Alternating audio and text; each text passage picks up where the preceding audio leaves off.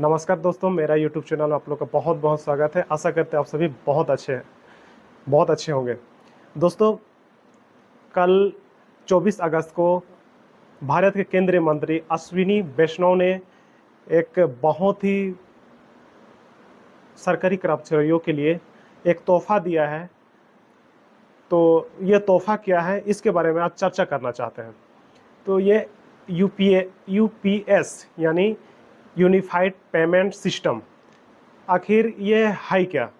बहुत बहुत कोई आदमी ओपीएस का मांग कर रहा है, लेकिन केंद्र सरकार एनपीएस और ओपीएस का तोड़ निकालते हुए इन्होंने यूपीएस सिस्टम लाया। आखिरकार यूपीएस सिस्टम ये है क्या, इसके बारे में आखिर जानते हैं। यहाँ पे बता रहा है कि यूनिफाइड सिस्टम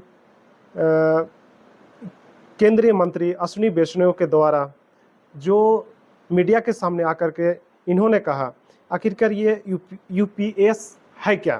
तो इसको पार्ट बाय पार्ट हम लोग जानते हैं। शनिवार को कैबिनेट से यूनिफाइड पेंशन योजना की मंजूरी मिल गई।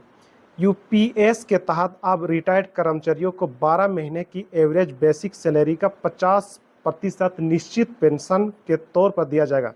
हालांकि ये पेंशन के लिए कर्मचारियों को कम से कम 25 साल तक सर्विस करनी होगी। यानी कि जो कर्मचारी सरकारी नौकरी में है उसका जितना भी उसका सैलरी है उसका 50% देने का प्रावधान यूपीएस सिस्टम में किया गया है। और आगे जानते हैं, वहीं अगर कर्मचारी की मौत हो जाती है तो परिवार को भी एक निश्चित पेंशन दिया जाएगा, जो रिटायर्ड सरकारी कर्मचारी को मिलने वाली पेंशन का 60% होगा। यानी कि जो कर्मचारी सरकारी नौकरी में है और उसकी मृत्यु हो जाती है तो उनका जो मिलने वाला पेंशन है उसको 60%, जो सैलरी है उसका 60% उसको पेंशन दिया जाएगा। और ये किसको लाभ मिलेगा, ये यूपीएस सिस्टम ये किसको लाभ मिलेगा? आखिर एनपीएस तो था ही पहले से, केंद्र सरकार ने इसको पहले लागू कर दिया था। लेकिन एनपीएस और यूपीएस में, एनपीएस अब प्राइवेट कर्मचारी के पास भी लागू होती थी, परंतु अब ये सिस्टम नहीं रहेगा यूपीएस में। यूपीएस सिर्फ सरकारी कर्मचारी लोग ही लाभ उठा सकते हैं। तो यूनिफाइड पेंशन स्कीम के तहत लगभग 23 लाख केंद्रीय कर्मचारी को लाभ मिलेगा। अगर राज्य सरकार इस स्कीम लागू करती है तो इसका लाभ दिया जाएगा। यूनिफाइड पेंशन योजना या यूपीएस को सरकारी कर्मचारियों को निश्चित पेंशन की, फैमिली पेंशन की गारंटी देने एवं बेहतर सुरक्षा पेश करने के लिए तैयार किया गया है, ये केंद्र सरकार कह रहा है। आखिरकार यूपीएस में एक केंद्रीय कर्मचारी को लाभ कितना होगा, अब इसके बारे में जानते हैं।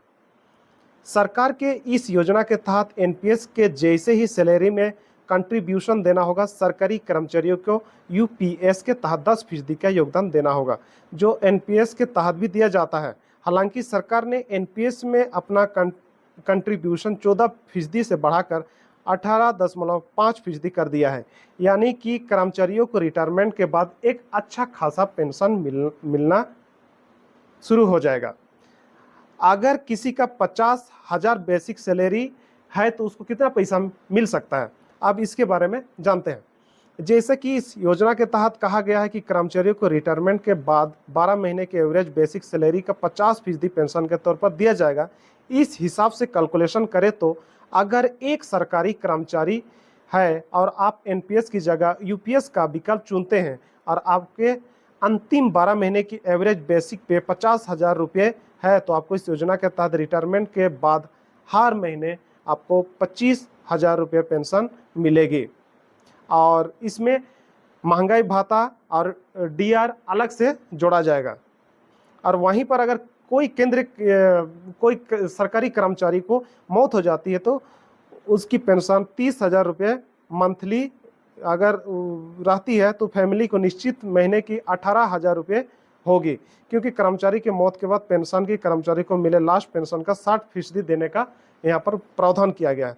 तो दोस्तों, ये अभी केंद्र सरकार के द्वारा ये नोटिफिकेशन जारी किया गया है और अभी बहुत सारे कर्मचारी इसके बारे में तोड़ मरोड़ कर रहे हैं। आगे देखना होगा कि सरकार इसमें केंद्रीय कर्मचारी या तो सरकारी कर्मचारी कितने खुश होते हैं।